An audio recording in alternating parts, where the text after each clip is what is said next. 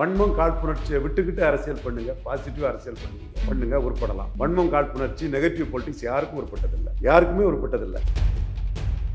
தம்பி ஜோசப் விஜய் உங்க மத ரீதியான வன்மத்துக்கு, மதமாற்ற கோஷ்டி தன்மைக்கு, லயலா கோஷ்டி அர்பன் நக்சல் குணத்துக்கு மோடி உங்களுக்கு அடிக்க அடிதான் இப்போ உங்களுக்கு விழுந்துட்டு இருக்கு. ஜான் ஆரிக்கசாமி என்ன சொன்னாரு, நம்ம கேண்டிடேட் போனா ராகுல் காந்திக்கு 7-8 சீட்டு போயிடும், அதனால ராகுல் காந்தி நாளைக்கு பிரைம் மினிஸ்டர் வராம இருந்தா அது என்ன ஆகுறது, ஸோ ராகுல் தான் பிரைம் மினிஸ்டர் வரணும், அது மோடிக்கு லாபத்தை கொடுத்துடக்கூடாதுன்னு கேண்டிடேட் போடல. நீங்க வளர்றதுக்கு வாரீங்களா, மோடி பிரைம் மினிஸ்டர் வரக்கூடாது, ராகுல் பிரைம் மினிஸ்டர் வரணும்னு கூலிப்படையா வாரீங்களா? அப்ப கூலிப்படையா அடிச்சு உடைக்க வேண்டாமா?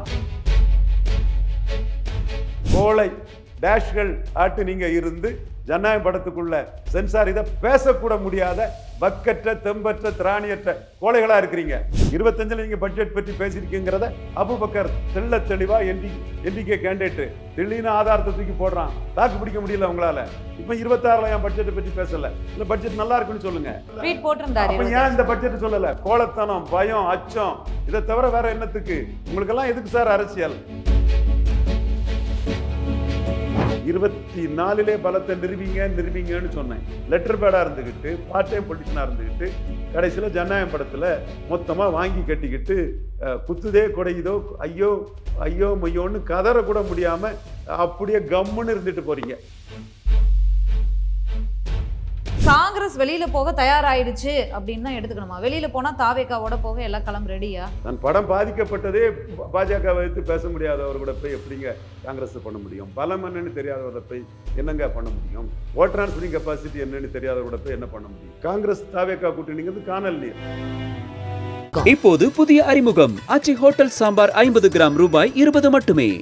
குமுதம் நேயர்களுக்கு வணக்கம். நிகழ்ச்சியில் சிறப்பு விருந்தினராக அரசியல் திறனாய்வாளர் திரு ரவீந்திரன் துரைசாமி இணைந்திருக்கிறார். பேசலாம். வணக்கம் சார். வணக்கம் ஸ்ரீவித்யா. தமிழக அரசியல் களத்துல கட்சி ஆரம்பிச்சு 2 வருஷத்தை நிறைவு பண்ணி 3வது வருஷத்துல அடியெடுத்து வச்சிருக்கிறது தமிழக வெற்றி கழகம்.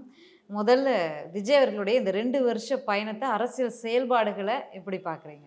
தம்பி ஜோசப் விஜய்க்கு என் வாழ்த்துக்களை தெரிவிச்சுக்கிறேன். வன்மம் காழ்ப்புணர்ச்சியை விட்டுக்கிட்டு அரசியல் பண்ணுங்க, பாசிட்டிவ் அரசியல் பண்ணுங்க, உருப்படலாம். வன்மம் காழ்ப்புணர்ச்சி நெகட்டிவ் பொலிட்டிக்ஸ் யாருக்கும் உருப்பட்டதில்லை, யாருக்குமே உருப்பட்டதில்லை. இது யாருக்குமே கை கொடுத்ததில்லை, கொடுக்காது, கை கொடுக்காது. மற்றவங்க அதை சரியா எடுக்க மாட்டாங்க. உங்களுக்கு உதயநிதி ஸ்டாலின் மேல உள்ள வன்மத்தில் அரசியல் பண்றீங்க. இப்போ என் பேர் என்ன குறிப்பிடாமலே உதயநிதி ஸ்டாலின் மேல உள்ள வன்மம் இல்லைங்கிற மாதிரி ஒரு விளக்கத்தை கொடுக்குறீங்க. உண்மையிலே மனசளவில் அதில் இருந்தேன்னா நீங்கள் வந்து பாசிட்டிவாக வந்திருக்கும். ஸோ நீங்கள் அதில் நீங்கள் வர்றது நெகட்டிவாக வரீங்க. உங்களுக்கு உதயநிதி ஸ்டாலினுக்கு ஒரு அதிகாரம் இருக்கிறது உங்களால் தாங்க முடியல, ஜீரணிக்க முடியல. டெய்லி புழுங்கி சாகுறீங்க. அதன் விளைவாக தான் நீங்கள் அரசியலுக்கு வந்திருக்கிறீங்க. இந்த எண்ண ஓட்டத்திலிருந்து மாற்றி நீங்கள் பாசிட்டிவாக உங்கள் நடவடிக்கைகளை எடுத்தீங்கன்னா உங்களுக்கு அது வெற்றியை கொடுக்கும். மீண்டும் வாழ்த்துறேன். அதே மாதிரி நீங்கள் வந்து அடுத்த கட்டம் நீங்கள் பண்ண தவறு என்னென்னா, இந்த நாட்டின் மானத்தை, ஆர்எஸ்எஸின் மானத்தை, இந்துக்களின் மானத்தை, இந்தியர்களின் மானத்தை, கத்தோலிக்க சோனியா இத்தாலிக்கார அம்மையார் 3வது முறை அதிகாரத்துக்கு வர்றதை தடுத்தது இந்திய தாயின் மகன் தாமோதரதாஸ் நரேந்திர மோடி. உங்களுக்கு நரேந்திர மோடி தீய சக்தி, கொள்கை எதிரி. இந்த நாட்டில் 5 ஆண்டுகால ஆட்சியை நீட்டி சர்வாதிகாரமாக மக்கள் தீர்ப்புக்கு எதிராக அரசாண்ட இந்திரா காந்தி, அவங்க மகன் நாட்டின் இராணுவ தடவமான போபல்ஸில் ஊழல் பண்ண ராஜீவ் காந்தி, தென் இத்தாலி சோனியா, அவங்க மகன் நேஷனல் ஹெரால்டு சொத்தை ஆட்டை போட பார்த்த ராகுல் காந்தி, சஞ்சய் காந்தி செத்தம் பிறகு உடனே வாரிசு அரசியலாக பைலட்டாக இருந்த ராஜீவ் காந்தியை கொண்டு வந்த வாரிசு அரசியலின் மொத்த உருவம் காங்கிரஸ், ஊழலின் ஊற்றுக்கண் காங்கிரஸ், ஈழத்தமிழர்களை கொண்டு குவித்த பழிவாங்க நடவடிக்கையில் ஈடுபட்ட சோனியா காந்தி, இவங்கெல்லாம் யோக்கியம் நல்லவங்கன்னா எப்படி நாங்கள் விட்டு வைப்போம்? இங்கே 4 பேர் பாஜக காரன், மோடியோட நோக்கம் என்ன, மோடியோட கருத்து என்னன்னு தெரியாத பாண்டைக்கள் வேணால் உங்களை புகழ்ந்து பேசுவான். சசிகலா அம்மையாரை புகழ்ந்து பேசுன மாதிரி நாங்கள் எப்படி விட்டு வைப்போம்? தம்பி ஜோசப் விஜய் உங்கள் மத ரீதியான வன்மத்துக்கு, மதமாற்ற கோஷ்டி தன்மைக்கு, லயலா கோஷ்டி அர்பன் நக்சல் குணத்துக்கு மோடி உங்களுக்கு அடிக்க அடிதான் இப்போ உங்களுக்கு விழுந்துட்டு இருக்கு. இதுவும் உங்கள் நெகட்டிவ் பொலிட்டிக்ஸ்களால் நீங்கள் அனுபவிக்கக்கூடிய ஒரு எதிர்மறை அரசியலில் அனுபவிக்கக்கூடிய துன்பங்கள், துயரங்கள், இது உங்களுக்கு தேவை. இன்னும் உங்களுக்கு இது நிற்காது, இன்னும் இது உங்களுக்கு தொடரும். பாசிட்டிவாக வரணும். இப்போ சீமான் எடுத்துக்கிடுங்க.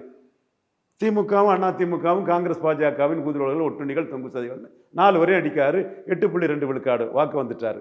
உங்க அரசியல் ஆலோசகர் ஜான் ஆரோக்கியசாமி நாயுடுகாரு அவர் கூட சொன்னார், பார்லிமெண்ட்னா ராகுல் காந்தி தான், பார்லிமெண்ட்னா ராகுல் காந்தி தான், உங்களுக்கு 4 விழுக்காடு ஓட்டு தான் வரும்னாரு. 8.2 விழுக்காடு வாக்கு சீமான் வாங்கிட்டாருன்னா ஃபார்ச்சூன் ஃபேவர்ஸ் த பிரேவ், பிரேவா நின்று அதை எடுத்து 8.2 விழுக்காடு ஓட்டு பாசிட்டிவாக சீமான் வந்தார். ஈழத்தமிழர்கள் நலன், தமிழர் உரிமை, 100% கம்யூனிட்டியோட நலன், இப்படி அவர் நேர்மறையாக வராரு. நீங்கள் வரும்போதே எதிர்மறையாக அனைத்து சீர்கேடுகளுக்கும் அனைத்து தமிழக துயரங்களுக்கும் காரணமான ராகுல் காந்தி உத்தமர் யோக்கியர், மோடி அயோக்கியர், கொள்கை எதிரி, தீய சக்தினி வந்தால் இந்த நிலைமை தான் உங்களுக்கு கிடைக்கும். எதிர்பார்த்துப்பீங்களா? எவ்வளோ கனவு கண்டீங்க ஜனநாயகம் படத்தை? 3 படம் ரஜினிகாந்துக்கு 500 கோடி தாண்டி போயிட்டு, இப்போ கரண்டில் 2 படம் தாண்டி போயிட்டு, உங்கள் படம் 1 படம் தான், அது லோகேஷ் கனகராஜால் போயிருக்கு. அதே மாதிரி கூலி படமும் ரஜினிகாந்த் மட்டும் இல்லை, ரஜினி ப்ளஸ் லோகேஷ் கனகராஜ் போயிருக்குது. அப்போ நீங்கள் இந்த படம் 500 கோடி தாண்டி போகணும்னு எதிர்பார்த்தீங்க. எதிர்பார்க்கறதுக்கு நீங்கள் என்னெல்லாம் மிக்ஸ் பண்ணீங்க? ஹாலிடே அந்த ஜனவரி 26 வரை, பொங்கல் ஹாலிடேஸ் 10 நாள், ஜனவரி 26 ஹாலிடேஸ் வரை இன்னொரு படம் வரக்கூடாதுன்னு ஆசைப்பட்டீங்க.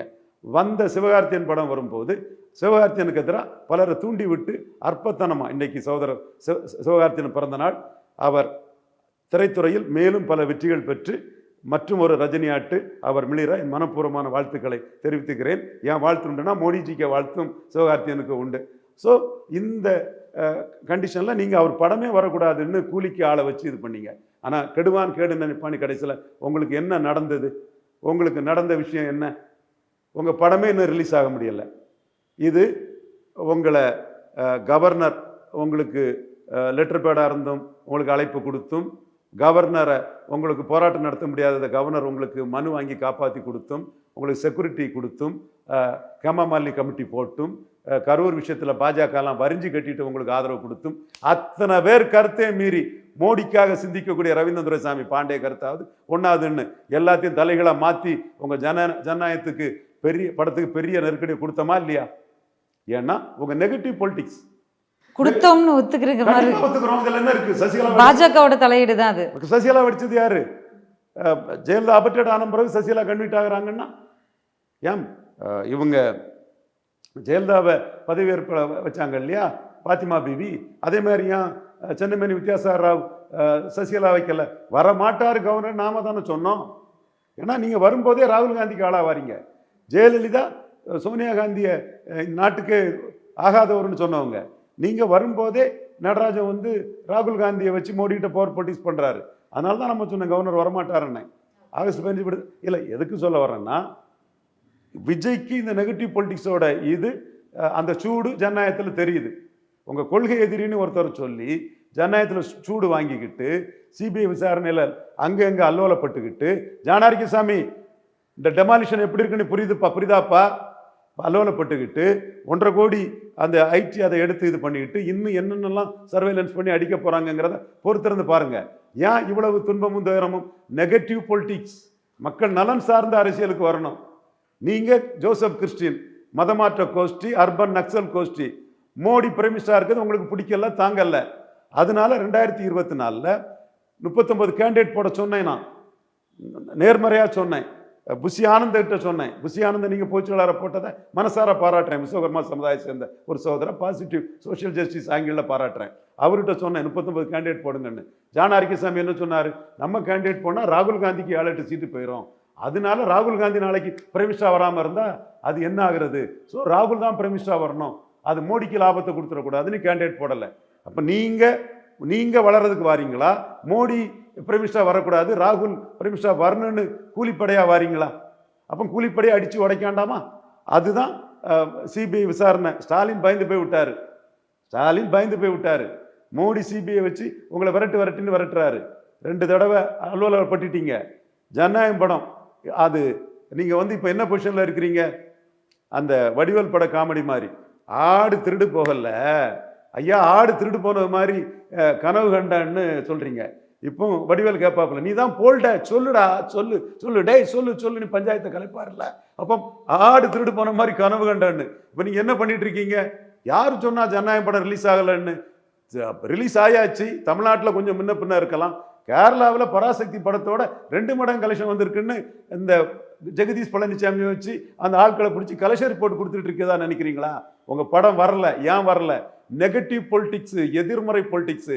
அத்தனை பாஜகவில் உள்ள ஒரு பெங்களூரில் ஒரு மல்டிலிங்குவல் நாவலிஸ்ட்டு, ரொம்ப பெரிய ஒரு ஆள், மோடி சப்போர்ட்டர் தான். இவங்களை சொன்ன வார்த்தையை நான் சொல்ல விரும்பலை. மீறி உங்களுக்கு பாடம் படித்து கொடுக்கப்பட்டிருக்குது ஜோசப் விஜய் ப்ரோ. காரணம் உங்கள் தப்பு, நெகட்டிவ் பொலிட்டிக்ஸ். இப்போ பாஜகவை எதிர்த்தா படம் வராது, பல்வேறு பிரச்சனைகள் வரும், நெருக்கடிகள் கொடுக்கப்படும் அப்படின்ற மாதிரி இருக்கே சார் உங்களுடைய கருத்து? பாஜக காரங்க தானங்க அவரை, ரங்கராஜ் பாண்டே போன்ற பாஜக ஆதரவாளர் தானங்க பல நிரூபிக்காத அவரை அரசியல் சக்தின்னு சொன்னாங்க. அதே மாதிரி தான் சசிகலா வந்து ஜெயலலிதா இடத்துல வந்துடுவாப்புல, ஸ்டாலின் சிஎம்மாக வர முடியாதுன்னாங்க. மோடியை ப்ரமோட் பண்ண குருமூர்த்தி தானங்க சாக்கடை ஜலம்னாலும் வீடு தீப்பற்றியும் போது அதை கொண்டு அடிக்கணும்னு சொன்னாங்க. மோடிக்காக நம்ம சிந்திக்கிறனால நம்ம சிந்திக்கிற மோடிக்கிட்ட எடுபடுது, அவ்வளோதான். மற்றவன் அவனுக்காக அரிப்பை சொறிகிறதுக்கு, அவன் இச்சஸை சொறியதுக்கு சொறிவான், சிந்திப்பான். அது எடுபடாது. மோடி நன்மை எதுவோ அது நடக்கும். மோடி நன்மைக்கு தான் அதிக சீட்டு வாங்கணும்னு நம்ம சொல்கிறோம். அதுவும் நடக்க வாய்ப்பு இருக்குது. பார்ப்போம் என்ன சீட்டு வாங்குறாங்க. விஜய் அவர்களுடைய நம்ம கரண்ட் பாலிடிக்ஸ் பேசிகிட்டு இருக்கோம். இருந்தாலும் இந்த 2 வருஷத்தில் எனக்கு தெரிஞ்ச ஒரு 3 போராட்டத்தில் 2.5 நிமிஷம் பேசியிருக்காரு. இப்படி ஒரு அரசியல் தலைவரை நீங்கள் கண்டது உண்டா? அவருடைய இந்த பேச்சு, அதாவது கொள்கை எறுதின்னு பாஜக விமர்சிக்கிறது, அது வார்த்தைகளோட ஓடிடுறது, திமுகவை விமர்சிக்கிறது, திமுக மட்டும் விமர்சிச்சுட்டு அது உதயநிதி மேலோட வன்மம், காழ்ப்புணர்ச்சி. பேப்பரில் மட்டும் கொள்கையை போட்டுட்டு எந்த களத்துக்கே வராமல் வீட்டுக்குள்ளுக்காது, இதெல்லாம் மக்கள் புரிஞ்சுப்பாங்கன்னு நினைக்கிறீங்களா? மக்கள் அவருக்கு என்ன தீர்ப்பு அளிக்க போகிறாங்கங்கிறது தேர்தல் ஆணைய முடிவில் தான் தெரியும். இதைத்தான் நான் சொல்லிட்டு இருக்கேன். அன்டெஸ்டட் நாட் ப்ரூவ்டுங்கிறத நான் சொல்கிறேன். அவர் எலிஜிபிள் காம்பிட்டண்ட்டாக நின்று களமாடினார்னா, சாண்ட் போனி மண் குதிரையாக இல்லாமல் களமாடினார்னா அவருக்கு ஒரு வாக்கு வலிமை உண்டு. அதில் எந்த மாற்றமும் இல்லை. விஜய் க்ரௌட் புல்லிங் கெப்பாசிட்டி உள்ள ஒருத்தர் 214 கேண்டிடேட் போட்டால் ஒரு வாக்கு வலிமை உண்டு. அது சகோதரர் ஜோஸ் விஜய்க்கும் உண்டு. விஜயகாந்த் அதை நிரூபித்தார், கமலஹாசன் நிரூபிச்சிட்டார், இவரும் நிரூபிப்பார். ஆனால் அது நிரூபிக்கிறதுக்கு நீங்கள் எலிஜிபிளாக இருக்கணும், காம்பிட்டன்ட் ஆளாக இருக்கணும், மக்களை அதிகம் சந்திக்கணும், மக்கள் முன்னாடி சில இஷ்யூஸை எடுத்து வைக்கணும். அல்லது நீங்கள் சரத்குமார் எம்ஜிஆருக்கு நாடியில் வெட்டு, எனக்கும் நாடியில் வெட்டு, எம்ஜிஆருக்கு திண்டுக்கல், எனக்கு திருமங்கலம்னு சொன்னால், திண்டுக்கல்ல எம்ஜிஆர் 55 விழுக்காடு ஓட்டு வந்தார், திருமங்கலத்தில் சரத்குமார் நோட்டாக கீழே போயிட்டார். ஸோ வெறும் முகத்துக்கெல்லாம் ஓட்டு கிடைக்காது. நீங்கள் வந்து திருமங்கலம் விஜய், திருப்பரங்குன்றம் விஜய்னு சொன்னால் எம்ஜிஆர் மாதிரி நிரூபிச்சுட்டு பேசினா அது அர்த்தம் உண்டு. நீங்கள் நிரூபிக்காத 0 ஓட்டு தான். இப்போ உங்கள் நிலைமை, ஜெயலலிதா உங்களுக்கு பெரிய செல்வாக்கு இருக்குன்னு ஜெயலலிதாவுக்கு எதிராக நீங்கள் களமாடினீங்க. ஜெயலலிதா உங்களை அடித்து தகர்த்து 6 விழுக்காடு ஓட்டு அதிகம் பெற்று அவங்க 39க்கு 37 ஜெயித்தாங்க. உங்களை வெற்றி வெட்டு செல்லாத நோட்டுன்னு முத நிரூபித்தது ஜெயலலிதா அம்மையார் தான். அப்போ உங்களோட அரசியல் களம் வந்து தோல்வி களம். அதுக்கு பிறகு ஜெயலலிதா அம்மையார் மரணம் வர்றது வரை நீங்கள் அரசியலே பேசலை. அடுத்து வந்து நீங்கள் கள்ளக்குறிச்சி சாராய் சாவை பார்த்துக்கிட்டு விக்கிரவாண்டியில் பெரிய மாற்றம் வரும். நீங்கள் விக்கிரவாண்டி போலிங் கூடிட்டு, திமுகவுக்கு போலிங் கூடிட்டு, தென் நோட்டாவுக்கு ஓட்டு குறைஞ்சிடுச்சு. இன்னும் உங்களை இரிட்டேட் பண்ணணும்னா இதையும் சொல்கிறேன், உதயநிதி ஸ்டாலின் உங்களை லெஃப்ட் ஹேண்டில் டீல் பண்ணிட்டு போயிட்டார்.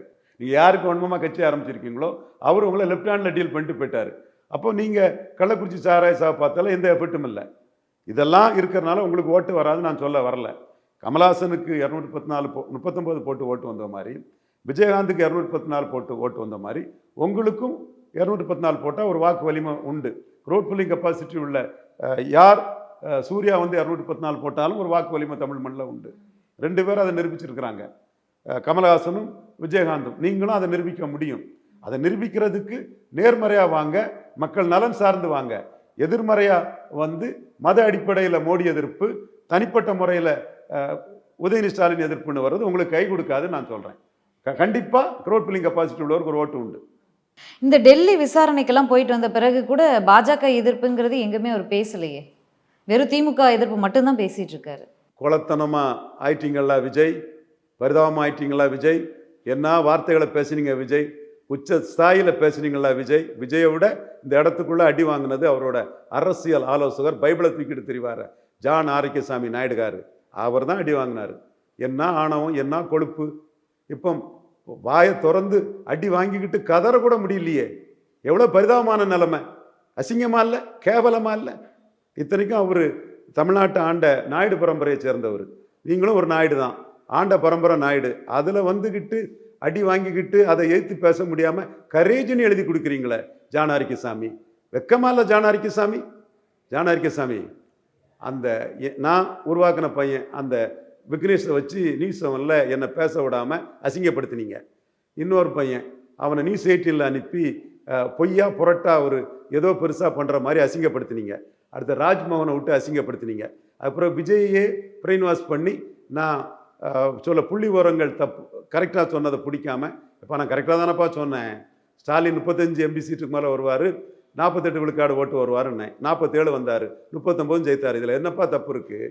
அப்போ நீங்கள் இதெல்லாம் பொறுக்க முடியாமல் ஸ்டாலின் 45 விழுக்காடு வாக்குக்கு உறுத்தான தலைவராக இருக்கார் நான் சொல்கிறத தாங்க முடியாமல் மீண்டும் ஸ்டாலின் தான் வருவாருன்னு நான் சொல்கிற கருத்தை ஜீரணிக்க முடியாமல் என்ன புள்ளி வர புலிகள்னு மாநாட்டிலே அசிங்கப்படுத்தி பேசுனீங்க. இப்போ ஒவ்வொரு வினைக்கும் எதிர்வினை உண்டுன்னு நீங்கள் கனவு கண்ட ஜனநாயகம் படம் ரிலீஸ் ஆச்சா, நீங்கள் தான் ரிலீஸ் ஆனது மாதிரி ஒரு தோற்றத்தை கொடுத்துக்கிட்டு அடி வாங்கிக்கிட்டு அதை கதறக்கூட முடியாமல் பரிதாபமான கோழைகளாக இருக்கிறீங்க. ஜோசப் விஜய்க்கு, அர்பன் நக்சலுக்கு, மதமாற்ற கும்பலுக்கு இதுவும் வேணும் இன்னமும் வேணும். என்ன வாங்கிட்டு பேச முடியுதா? எவ்வளோ கோலத்தனமாயிட்டீங்க. இதுதான் உங்களுக்கே தெரியும். தேவையில்லாமல் சீண்டிக்கிட்டு இவ்வளோ துன்பங்களையும் துயரங்களையும் பண்ணுறீங்க. இன்னும் சொல்கிறேன், பாசிட்டிவாக பொலிட்டிக்ஸ் பண்ண பாருங்கள். வரும்போதே இந்த நெகட்டிவ் மைண்டு பொலிட்டிக்ஸை தூரத்துக்கு போடுங்க. சேலம் மாநாட்டிலே திமுக எங்களை பார்த்து பயப்படுறது அஞ்சுறதுலாம் விஜய் பேசியிருக்காரு. என்னை பார்த்து பயந்து தான் 5000 ரூபா கொடுத்துருக்காங்க, அதனால சந்தோஷமா வாங்கிக்கோங்க, வாங்கிட்டு ஓட்டை எனக்கு போடுங்க அப்படின்னு பேசியிருக்காரு. இதில் தான் அவர் சரத்குமார் பாணியில் அரசியல் பண்ணுறாருங்கிறது தெரியுது. நீங்கள் இந்த இடத்துக்குள்ள ஒரு நிலைப்பாடு எடுக்கணும். 5000 ரூபா கொடுத்தது சரியா தவறான்னு எடுக்கணும். என்னை பார்த்து தான் கொடுத்தாங்கன்னு நீங்கள் கிளைம் பண்ணுறது உங்கள் உரிமை, அதை நான் தப்புன்னு சொல்ல மாட்டேன். நீங்கள் ஒரு பாப்புலர் ஸ்டார் தான், பெரிய குரோட் புல்லர் தான். இன்னைக்கு களத்தில் இருக்கக்கூடிய ஸ்டாலின், சீமான், எடப்பாடியோட நீங்கள் பெரிய குரோட் புல்லர் தான். அதுதான் உங்கள் மெரிட்டு. அந்த மெரிட்டில் நிற்கக்கூடிய நீங்கள் உங்கள் கருத்தை சொல்லணும். கருத்து இல்லாமல் வெறும் குரோட் புல்லிங் கெப்பாசிட்டின்னா சிவாஜி, சரத்குமார், வடிவேல் மாதிரி ஆயிரும். நீங்கள் என்ன சொல்லணும்னா, இந்த 5000 ரூபா கொடுத்தது போதும்னு சொல்லணும், அல்லது போதாதுன்னு சொல்லணும். அல்லது இந்த 5000 ரூபா 28 மாதம் ஏன் கொடுக்கலன்னு கேட்கலாம். அல்லது சீமான் மாதிரி இது நாட்டுக்கு கேடு, வளர்ச்சிக்கு கேடு, இலவசங்கள் நாட்டுக்கு கேடு, திமுகவும் அதிமுகவும் தமிழ் மக்களை கையேந்த நிலையில் வச்சுட்டாங்க, தமிழ் மக்களின் சுயமரியாதை திமுக அதிமுகவால் பாதிக்கப்படுதுன்னு போல்டாக இலவசங்கள் கேடு, வளர்ச்சிக்கான திட்டங்கள் என்கிட்ட இருக்குது, நான் மக்கள் மத்தியில் அதை கொண்டு வந்து என் மக்களை தன்னிறைவு பெற்ற மக்களாட்டு நான் உருவாக்கி காட்டுறேன்னு சீமான் சொல்லக்கூடிய ஒரு நிலைப்பாடை எடுக்கணும். அதுவும் இல்லாமல் இதுவும் இல்லாமல் எவனோ டப்பாத்தனமாக எழுதி கொடுத்ததை எனக்காக தான் 5000 ரூபா கொடுத்தாங்கன்னு பேசிட்டு போகிறது அர்த்தமற்ற ஒரு செயல். ஏன்னா இதுவரை நீங்கள் எதையும் நிரூபிக்கலை. இதுவரை நீங்கள் 0% தான் இருக்காப்புல. அதுக்காக ஸ்டாலின் உங்களை கண்டு பயப்படலை நான் சொல்ல வரல. ஸ்டாலின் உங்கள் மேலே நடவடிக்கை எடுத்தால் அது உங்களுக்கு சிம்பதி ஆயிருன்னு தான் உங்களை ஸ்டாலின் ட்ரீட் பண்ணார். நீங்கள் ஸ்டாலினுக்கு எதிராக என்னெல்லாம் பேசினாலும், இந்தாம்மா சாக்லேட் சாப்பிடுப்போ, இந்தாப்போ ஐஸ்கிரீம் சாப்பிடுப்போ, என் செல்லம் இல்லை, என் பையனுக்கும் உனக்கும் வன்மமாக ஏதாவது இருக்கலாம் தம்பி, அதுக்காக நான் ஒன்றும் எதிரியாக நினைக்க முடியுமான்னு ஸ்டாலின் உங்களை கொஞ்சி தான் விளையாடுறாரு. சீமான் சொன்னது மாதிரி உங்களை அவர் கரூர் விஷயத்தில் விசாரணை வளையத்தில் கொண்டு வராதது ஸ்டாலினுக்கு பலகீனம். சட்டம் தன் கடமை செய்யுங்கிற அடிப்படையில் ஸ்டாலின் அதில் சட்டப்பூர்வமான நடவடிக்கையை சரியாக எடுக்கலைன்னு தமிழக முதல்வரை நான் இதில் குற்றம் சாட்டுறேன். ஆனால் சிபிஐ உங்களுக்கு எப்படி பாடம் படிக்கணுமோ அந்த பாடத்தை சரியாக படிக்கிறாங்க. அப்போ சிபிஐ என்ன காட்டுறாங்க, நீ எனக்கு எதிரி, நீ ராகுல் காந்திக்கு ஆளு, நீ ராகுல் காந்திக்கு தொங்கு சதை ஒட்டுண்டி ஊதுகுழல், நீ ராகுல் காந்திக்கு ஆளான ஜான் ஆரோக்கியசாமியை அவர் ப்ரொஃபஷனலுங்கிறதையும் தாண்டி ஆண்டி மோடி, புரோ ராகுல், மதவெறி கும்பலை வச்சு நீ நடத்திட்டு இருக்கிற. அப்போ உங்களுக்கு அந்த பாடத்தை படித்து கொடுப்பதன் மூலமா என்னை எதிர்த்தது உள்ள கஷ்டங்களை நீ முதல்ல அடைங்க. ரெண்டாவது, என்னோட ஓட்டர்ஸ் மத்தியில் இது ஒரு மதமாற்ற அர்பன் நக்சல் கோஷ்டிங்கிறத நான் வெளிப்படுத்தி காட்டுறேன்னு மோடி போல்டாக நடவடிக்கை எடுக்காரு. ஸ்டாலின் நடவடிக்கை எடுத்தால் அவருக்கு ஆதரவான கிறிஸ்தவ ஓட்டுக்கள் விஜய்க்கு சிம்பதி ஆயிரும்னு பயந்து போய் நடவடிக்கை எடுக்கல. அதை தாண்டி இன்னொரு பயமும் இருக்கும்ல சார். ஒவ்வொரு முறை இது வரைக்கும் எத்தனையோ கட்சிகள், எதிர்கட்சிகள், திமுகவுக்கு எதிர்த்தரப்பில் இருக்கக்கூடிய கட்சிகள் மாநாடு நடத்தியிருக்காங்க, பொதுக்கூட்டம் நடத்தியிருக்காங்க, எல்லாருக்குமே காவல்துறை நிபந்தனைகள்லாம் வச்சிருக்கு. அதெல்லாம் நம்ம காது வரைக்கும் வந்தது கூட கிடையாது. ஆனால் இவங்க ஒவ்வொரு விஷயத்தையும் மாநாட்டுக்கான பப்ளிசிட்டியாக புசி ஆனந்த் அவர்களை வச்சு ப்ரெஸ் மீட்டாக சந்திச்சு கொடுத்துக்கிட்டு இருக்காங்க. அது மேபி அதெல்லாம் ரீசனாக இருக்குமா அப்படிங்கிறது எனக்கு தெரியல. தாவேக்காவுடைய நிலை இது அரசியல், அவங்க அரசியலே செய்யக்கூடாதுன்னு அவங்க ஒரு விஸ்வகர்மா சமுதாயத்தை பொதுச்செயலாளரை போட்டது ஒரு சமூக நீதி பார்வைங்கிறத நான் மறுத்துட்டு பேச மாட்டேன். அதில் சகோதரர் ஜோசப் விஜய்க்கு என்னோட பாராட்டுகளை என்றைக்குமே நான் தெரிவிச்சுட்டு தான் இருக்கிறேன். தப்பு என்னென்னா, கட்சி ஆரம்பிச்சுட்டு லெட்டர் பேடாக இருந்தது, ராகுலுக்கு பாதிப்பு, மோடிக்கு லாபமாகுங்கிற அந்த வன்ம அரசியல், அது தப்பு. அடுத்தாப்புல விக்கிரவாண்டியில் போலரைசேஷனை பயந்து களத்தை விட்டு ஓடினது, களத்தை விட்டு ஓடிக்கிட்டு கோழை நாய்கள் களத்தை விட்டு ஓடிட்டான்னு களத்தில் நின்று சீமான களத்துக்குள்ளே இல்லைன்னு சொல்கிறது அபத்தம்.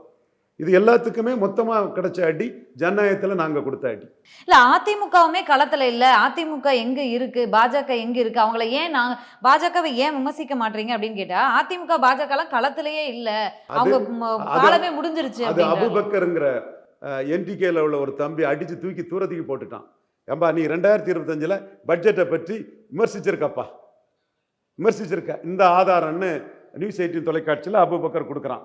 விஜய் பதில் என்ன, ஜான் ஆரோக்கியசாமி பதில் என்ன, கோளை டேஷ்கள் ஆட்டு நீங்க இருந்து ஜனநாயக படத்துக்குள்ள சென்சார் இதை பேசக்கூட முடியாத பக்கற்ற தெம்பற்ற திராணியற்ற கோளைகளா இருக்கிறீங்க.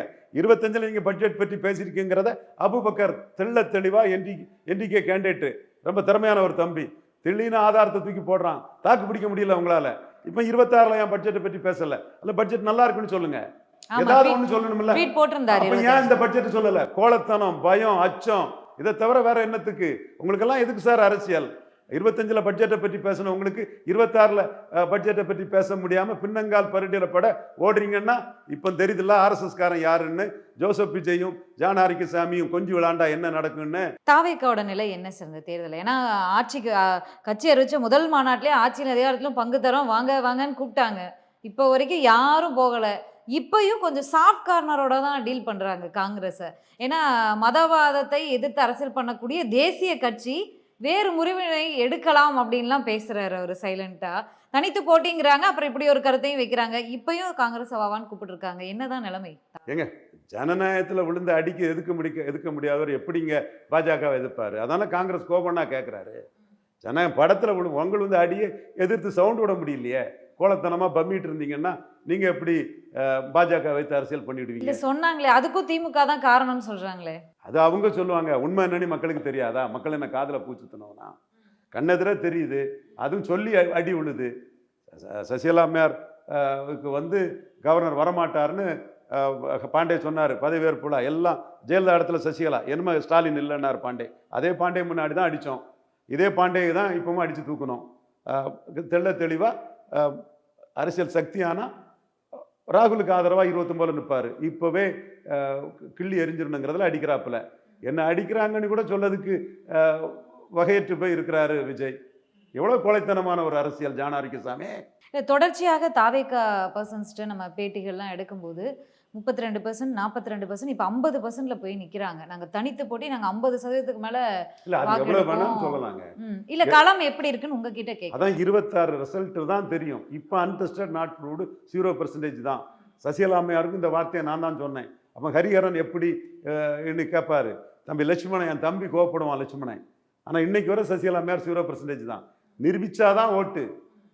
க்ரௌட் பில்லிங் கெப்பாசிட்டியில் ஒருத்தரால் ஓட்டை நிரூபிக்க முடியும். என்ன பிரச்சனைன்னா, நீங்கள் 24 அதை நிரூபிச்சிருப்பீங்கன்னா மோடிக்கு பிரச்சனை இல்லை.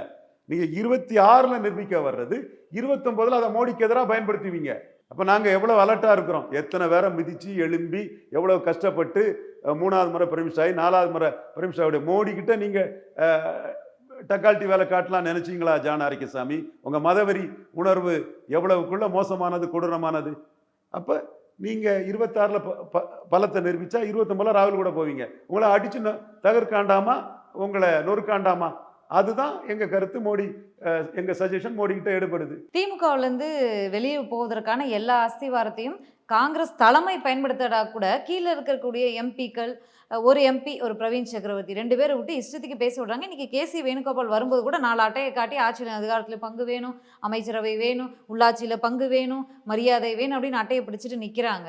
இது வந்து காங்கிரஸ் வெளியில் போக தயாராகிடுச்சு அப்படின்னு தான் எடுத்துக்கணுமா? வெளியில் போனால் தாவேக்காவோட போக எல்லா களம் ரெடியா? என்ன சுச்சுவேஷன்? தாவேக்கா அதைத்தானுங்க திரும்ப திரும்ப சொல்லிட்டு இருக்கிறேன். தன் படம் பாதிக்கப்பட்டதே பாஜக வைத்து பேச முடியாதவர் கூட போய் எப்படிங்க காங்கிரஸ் பண்ண முடியும்? பலம் என்னன்னு தெரியாதவரை போய் என்னங்க பண்ண முடியும்? ஓட் டிரான்ஸ்ஃபரிங் கெப்பாசிட்டி என்னன்னு தெரியாதவரோட போய் என்ன பண்ண முடியும்? நீங்கள் 24 ஒரு வாக்கு எடுத்திருந்தீங்கன்னா தாவேக்காவோட கூட்டணிங்கிறது ஒரு அர்த்தமாக இருக்கும். உங்கள் பலமே என்னன்னு தெரியாத, தன் கையில் உங்ககிட்ட 1000 ரூபா இருந்தால் தானே ஒருத்தனுக்கு 500 ரூபா கடன் கொடுக்க முடியும். உங்கள் கையிலே ஓட்டு வரலையே, வராத ஓட்டை ஒருத்தர் எப்படி டிரான்ஸ்ஃபர் பண்ண முடியும்? ஸோ காங்கிரஸ் தாவேக்கா கூட்டணிங்கிறது காணல் நீர். ஒருத்தருக்கு 3 விழுக்காடு ஓட்டு தான் தமிழ்நாட்டில் உண்டு அசம்பிளின்னா, இன்னொருத்தருக்கு ஓட்டே கிடையாது. ஓட்டே இல்லாதவர் கூட போய் எப்படி கூட்டணி வச்சு இது பண்ண முடியும்? இந்த இடத்துக்குள்ள மிசில் சின்னம், ரெட்டையில உதயசூரியன், சீமான் விவசாயி மாதிரி எக்ஸ்க்ளூசிவ் சிம்பல் கிடையாது. நீங்கள் 117 காங்கிரஸ் கூட கூட்டணி வச்சாலும் அந்த 117 தொகுதியிலும் விசில் சின்னம் நிற்கும். அப்போ காங்கிரஸை பிடிச்ச விஜய் ரசிகர்கள் தான் காங்கிரஸுக்கு ஓட்டு போடுவான். காங்கிரஸை பிடிக்காத விஜய் ரசிகர்கள் வந்து காங்கிரஸுக்கு ஓட்டு போட மாட்டான். ஏன்னா விஜய் ப்ரூவ்டு லீடர் இல்லை. நீங்கள் விஜயகாந்துக்கு 2006 ஜெயலலிதா அம்மையார் முதலமைச்சராக இருக்கும்போது களத்துக்குள்ளே வந்தார். 2006 விஜயகாந்துக்கு 15 சீட்டு தாரன்னு ஜெயலலிதா அம்மையார் சொன்னாங்க. 2006 9 8 10 ஓட்டை நிரூபித்த பிறகு 41 சீட்டு கொடுத்தாங்க. பவன் கல்யாண் 7 விழுக்காடு நிரூபித்த பிறகு அவருக்கு சீட்டு கிடச்சி அவர் கூட்டணி போட்டார். அல்லு அர்ஜுன் ரெட்டிக்காக பிரச்சாரம் பண்ணார். கட்சி ஆரம்பிக்கல, பிரச்சாரம் பண்ணார். வடிவேலு பிரச்சாரம் பண்ணார், ஓட்டு கூடல. ராதிகா பிரச்சாரம் பண்ணாங்க, ஓட்டு கூடல. சிவாஜி பலம் நிரூபிக்காதவர், அவரால் ஜானகிக்கு லாபம் இல்லை. ஸோ பலம் நிரூபிச்சாதான் மரியாதை. நீங்கள் பலம் நிரூபிக்காமலே பிராண்டிங் ஆட்களை வச்சு பொய்யா இதாக பண்ணுறாரு. அதை கோபண்ணா அடித்து தூக்கி போட்டுட்டாரு. உங்களுக்கு என்ன ஓட்டுன்னே தெரியாது, எந்த ஓட்டை நீங்கள் டிரான்ஸ்ஃபர் பண்ணீங்கன்னு காங்கிரஸ் தலைவர் செய்தி தொடர்பாளர் கோபண்ணா எல்லா தொலைக்காட்சியிலும் அதை அடிக்கிறார். ஸோ பலம் நிரூபிச்சிருந்தாங்கன்னா இந்த பிரச்சனை இல்லை. சகாதேவன் மாதிரி நான் சொன்னேன் 24 பலத்தை நிரூபிங்கன்னு சொன்னேன். லெட்டர் பேடாக இருந்துக்கிட்டு, பார்ட் டைம் பொலிட்டிஷனாக இருந்துக்கிட்டு, கடைசியில் ஜனநாயகம் படத்தில் மொத்தமாக வாங்கி கட்டிக்கிட்டு குத்துதே கொடையுதோ ஐயோ ஐயோ மையோன்னு கதற கூட முடியாமல் அப்படியே கம்முன்னு இருந்துட்டு போறீங்க. இப்போது புதிய அறிமுகம் ஆச்சி ஹோட்டல் சாம்பார் 50 கிராம் ரூபாய் 20 மட்டுமே.